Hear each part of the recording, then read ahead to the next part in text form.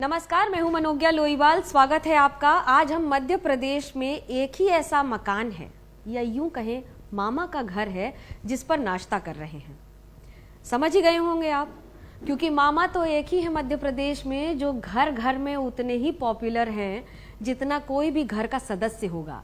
स्वागत है हमारा शिवराज सिंह चौहान जी आपका आज नाश्ते पर। ये बताइए मुझे कि नाश्ते पर आप खाते क्या हैं? पहले तो आपका भी स्वागत इस घर में, क्योंकि यहाँ आने वाली हर बेटी मेरी भांजी है, तो मैं आपका हृदय से स्वागत करता हूँ। मिलके बहुत प्रसन्नता हुई। मामा भांजी नाश्ता कर रहे हैं? हाँ, मामा भांजी नाश्ता कर रहे हैं, क्योंकि दुर्गा सप्तशती में एक बात कही है, हर स्त्री देवी की मूर्ति है और मेरे लिए हर बेटी ही देवी है, और इसलिए मैं देवी की मतलब बेटी की पूजन करके ही किसी कार्यक्रम को प्रारंभ करता हूँ। ये जो भारत का हजारों साल पहले उद्घोष था, यत्र नार्यस्तु पूज्यन्ते रमन्ते तत्र देवता, उसको आचरण में उतारने की कोशिश की है, क्योंकि मैं उसको हृदय से मानता हूँ। नाश्ते में क्या खाते हैं? मध्य प्रदेश में तो पोहा सबसे ज्यादा फेमस है। आप तो दलिया, ओट्स, मिलेट्स भी हैं। पपीता, दलिया और अंकुरित अनाज आमतौर पे मैं यही लेता हूँ, कभी कभी पोहा। अपने बहनों की बात की तो ये कहें कि मध्य प्रदेश की जीत का सेहरा तो लाडली योजना को ही जाता है, और जिता भी दिया, इतिहास भी बना दिया। प्रधानमंत्री जी की लोकप्रियता, उनका जो विजनरी व्यक्तित्व है जिसने देश के साथ साथ मध्य प्रदेश को भी काफ़ी कुछ दिया है, उनका प्रदेश पर भरपूर आशीर्वाद रहा है। मध्य प्रदेश के दिल में मोदी जी बसते हैं। केंद्र सरकार की योजनाएं और राज्य सरकार की भी योजनाओं का योगदान था, लेकिन मुख्य रूप से प्रधानमंत्री जी के पीछे देश खड़ा है, मध्य प्रदेश भी खड़ा है। क्या मामा मुख्यमंत्री की कुर्सी को मिस करते हैं? नहीं, देखिए, आपने जब चर्चा शुरू की तो मुझे कहा कि आप 6 बार के विधायक, 5 बार के सांसद, 4 बार के मुख्यमंत्री, ये कौन ने बनाया? मुझे भारतीय जनता पार्टी ने मुझे अवसर दिया, तब जनता का आशीर्वाद मिला। मेरे लिए भारतीय जनता पार्टी केवल पार्टी नहीं है, भारतीय जनता पार्टी राष्ट्रीय पुनर्निर्माण का एक अभियान है, एक आंदोलन है। जब आप किसी बड़े मिशन के अंग होते हैं तो आप डिसाइड नहीं करते कि आप क्या होंगे, पार्टी तय करती है कि आप क्या होंगे। ऐसा नहीं है कि सत्ता बहुत बड़ी चीज होती है और पावर उतनी ही बड़ी चीज होती है? जाने में कष्ट होता है, रहने के जाने के बाद समझ में आता है कि वो क्या थी। गीता मैंने बचपन से पढ़ी, गीता जी, उसमें एक निष्काम कर्म योग, जिसमें जो काम आपकी तरफ है उसको आप मेहनत, लगन, ईमानदारी, प्रतिबद्धता के साथ एकाग्र चित्त होकर करो। जो काम आपकी तरफ है वो बेहतर ढंग से करो, यही हमें सिखाया गया है, यही मेरी मानसिकता। मैं तो पार्टी का आभारी हूँ, इतने समय मुझे अवसर दिया तो दूसरे कार्यकर्ता ही नहीं क्या? मुझसे भी योग और कर्मठ कार्यकर्ता बीजेपी में है। जो आप कह रहे हैं अब की बार 400 पार, ये सिर्फ एक चुनावी नारा होकर रह गया है या सार्थक होता दिख रहा है? आप दक्षिण बहुत घूम कर आए, उसका क्या असर पड़ेगा? केवल हम नहीं कह रहे कि अब की बार 400 पार, अब जनता कह रही है। कई बार तो खड़गे जी बोल जाते हैं, कांग्रेस भी अंदर से स्वीकार कर रही है, विपक्ष भी स्वीकार कर रहा है कि वो अब जमीन पर कहीं नहीं है। मोदी जी पूरे देश की जनता के दिल में बसे हैं। जनता उन पर केवल विश्वास नहीं करती, उनको असीम श्रद्धा की दृष्टि से देखती है। और मोदी जी का प्रभाव कहिए या जादू कहिए, ये मैंने दक्षिण के राज्यों में भी देखा है, और इसलिए भारतीय जनता पार्टी 370 पार अकेले करेगी, 400 पार एनडीए करेगा। आप राम मंदिर के आंदोलन में जुड़े रहे, करीब 2-3 बार खुद भी जेल गए हैं। वर्तमान में राम मंदिर ही पार लगाएगा बीजेपी को क्या पूरे भारत में? केवल एक मुद्दा नहीं है, और राम मंदिर चुनावी मुद्दा है ही नहीं। हमारी श्रद्धा और आस्था का विषय है राम मंदिर। चुनावी मुद्दा है विकास और जन कल्याण, विकसित भारत। का संकल्प हमारे प्रधानमंत्री नरेंद्र मोदी जी ने लिया है, वही हमारे लिए चुनाव का मुद्दा है और जनता का जो कल्याण किया है। तो कांग्रेस से जितने भी लोग हाल ही में छोड़ रहे हैं वो कहते हैं कि सनातन पर जो कांग्रेस ने स्टैंड लिया है हम उसके खिलाफ हैं, इसलिए कांग्रेस से इस्तीफा दे रहे हैं। विनाश काले विपरीत बुद्धि, राहुल जी और कांग्रेस का नेतृत्व इस देश को नहीं समझता। देश की माटी, देश की जड़ों से जुड़ा हुआ नहीं है और इसलिए उनने आत्मघाती फैसले किए। निमंत्रण आया, बुलावा आया कि आइए, भगवान राम की प्राण प्रतिष्ठा होनी, हम नहीं आएंगे। हर एक को बुरा लगा, जनता को बुरा लगा। ये अब ये अपरिपक्व, अदूरदर्शी, या वो तो राम को मानते ही नहीं, तो हर कांग्रेसी को अंदर से ये बुरा लगा। इसलिए विचारवान कांग्रेसी छोड़ रहे हैं कांग्रेस, ये भी एक कारण है। दूसरे, कांग्रेस में अब नेतृत्व है कहाँ। कांग्रेस में जो लोग हैं वो कहते हैं कि आप ईडी और सीबीआई से इतना धमका देते हैं कि बीजेपी में शामिल हो जाने से कम दाग धब्बे धुल जाते हैं। इसके पहले ये भारतीय राजनीति में होता था कि कोई बड़ा आदमी अगर अपराध करता था तो उसको जेल नहीं जाना पड़ता था, सजा नहीं होती थी। जनता की धारणा ये बन गई थी कि नेता कितनी बड़ा पाप कर ले, उनका क्या होना है, जांच चलेगी, खत्म हो जाएगी। ये मोदी जी हैं जिनने तय किया कि कोई कितना भी बड़ा आदमी हो, अगर गलत करेगा, भ्रष्टाचार करेगा, गड़बड़ करेगा तो सजा भुगतनी पड़ेगी, जेल जाना पड़ेगा। तो ये तो अगर कोई करता है गलत तो उसके लिए ये जांच एजेंसीज है। शिवराज जी, जब तक वो कांग्रेस या किसी और दल में रहता है ना, तब तक पूरी कार्रवाई होती है।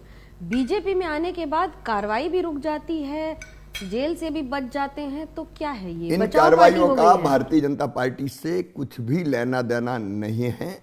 जांच एजेंसी तथ्यों के आधार पर कार्रवाई करती है। आप मध्य प्रदेश में क्या कमलनाथ को बीजेपी में शामिल कराने का प्रयास किया जा रहा था, बात बनी नहीं क्या? मेरी जानकारी में कभी नहीं आया, हमने कोई प्रयास भी नहीं किया। इतना जरूर है कि तेजी से ये बात फैली कि कमलनाथ जी खुद कांग्रेस छोड़ के बीजेपी में आना चाहते हैं। तैयारी भी हो गई, चारों तरफ हवा फैल गई, पता नहीं बाद में क्या हुआ। लेकिन इस घटना ने कमलनाथ जी की विश्वसनीयता पूरी तरह से समाप्त कर दी।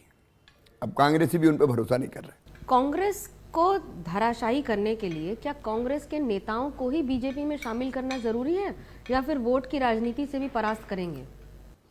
भारतीय जनता पार्टी, जैसा मैंने कहा, देश की सेवा का एक आंदोलन और अभियान है। अगर कोई उसमें सम्मिलित होना चाहता है तो वो आए, उसका स्वागत है। हम ऐसा कैसे कर सकते हैं कि जितने लोग आज बीजेपी में उतने लोग ही रहेंगे, बाकी कोई बीजेपी में नहीं आएगा। आपने इतने सालों तक मध्य प्रदेश में राज किया है, वो कौन सी ऐसी 3 बातें हैं जो आपके सबसे करीबी हैं, जिस काम पर आपको गर्व हो? एक तो महिला सशक्तिकरण, बेटा और बेटी में लोग भेद ना करें। ये बचपन से भेद मेरे दिल और अंतरात्मा में चुभता था। 50% रिजर्वेशन स्थानीय निकाय के चुनाव में सबसे पहले मध्य प्रदेश ने किया। अगर मासूम बिटिया के साथ कोई गलत हरकत करे तो फांसी की सजा का प्रावधान सबसे पहले मध्य प्रदेश में हुआ। संबल जैसी योजना हमने बनाई, लाडली बहना जैसी योजना महिला सशक्तिकरण के लिए बनाई। आज मध्य प्रदेश में 15 लाख दीदियाँ लखपति दीदी हैं। दूसरा, कांग्रेस के राज में इंफ्रा खत्म हो गया था, ना बिजली थी, ना पानी थी, ना सड़क था, कुछ भी नहीं था। शानदार इंफ्रास्ट्रक्चर का हमने निर्माण किया। और तीसरी जो सबसे बड़ी चीज़ मैं कहूँगा, हमारी संस्कृति, जीवन मूल्य, परंपराओं को आगे बढ़ाना, सनातन परंपरा को, उसके लिए अनेकों काम हमने किए। यही कांग्रेस आप पर आरोप लगाती है कि क्योंकि बीजेपी काम करती है, उससे ज़्यादा ढोल बजाती है और सबसे ज़्यादा मंदिर के बारे में ही प्रचार करती है और धर्म आधारित राजनीति का प्रयास करती है। अपने जीवन मूल्य, परंपराओं और दर्शन को संरक्षित करना, उसके आधार पर चलना, ये गर्व का विषय है। तो कई बार प्रधानमंत्री नरेंद्र मोदी से मिले होंगे, कोई ऐसी बात या इंटरेक्शन जो आपको हमेशा याद रहेगी और यादगार क्यों है? एक तो 24 घंटे 7 दिन प्रधानमंत्री जी देश और देश की जनता के बारे में सोचते हैं, दुनिया के बारे में सोचते हैं। वो केवल आज की नहीं सोचते, 100 साल बाद का भारत क्या होगा ये भी उनके दिमाग में हमेशा रहता और उसके अनुरूप कार्यक्रम और नीतियां बनाते हैं। उनकी चिंता आप देखिए, जहां बाकी राजनेता केवल आज हमको वोट कैसे मिले ये सोचते हैं, लेकिन वो सोचते हैं कि आने वाली पीढ़ियों के लिए धरती सुरक्षित कैसे बचे। कौन ऐसा नेता है जो आने वाली पीढ़ियों के बारे में भी सोचता है? तो ऐसे विषय जिसकी कोई कल्पना ही नहीं करते थे, लोगों ने मान लिया था कि गंदगी मतलब गंदगी और भारत ये पर्याय है। स्वच्छता अभियान चला के उन्होंने पूरे हिंदुस्तान को उससे जोड़ने का काम किया। घर घर में पानी, टैप वाटर पहुंच जाए, कब किसने सोचा था? मोदी जी ने सोचा। तो इतने प्रकार का सोच है उनका। अब उनने पर्यावरण को बचाने के लिए नेट जीरो 2070 तक करेंगे, उसके लिए टारगेट फिक्स कर दिए। तो आप ये अद्भुत है। राहुल गांधी के नेतृत्व को कांग्रेस में और उनकी लीडरशिप को वर्तमान में आप कैसे देखते हैं? क्योंकि उन्होंने बहुत सारी यात्राएं की हैं, मध्य प्रदेश से भी गुजरे थे। राजनीति में भले ही उसका फल न मिला हो, लेकिन क्या इम्पैक्ट हो रहा है? राहुल जी स्वाभाविक नेता नहीं है, वो किसी के बेटा हैं, किसी परिवार से ताल्लुक़ रखते हैं, इसलिए वो नेता हैं। वो भारत की जड़ों को नहीं जानते, भारत के सोच को नहीं जानते, उनके दिमाग में भारत का कल्याण है ही नहीं। और इसलिए वो जो भाषा बोलते हैं, वो इन शब्दों का उपयोग करते हैं, वो कभी भी भारत में लोगों को स्वाभाविक लगते ही नहीं है और इसलिए वो जनता से जुड़ ही नहीं पाते।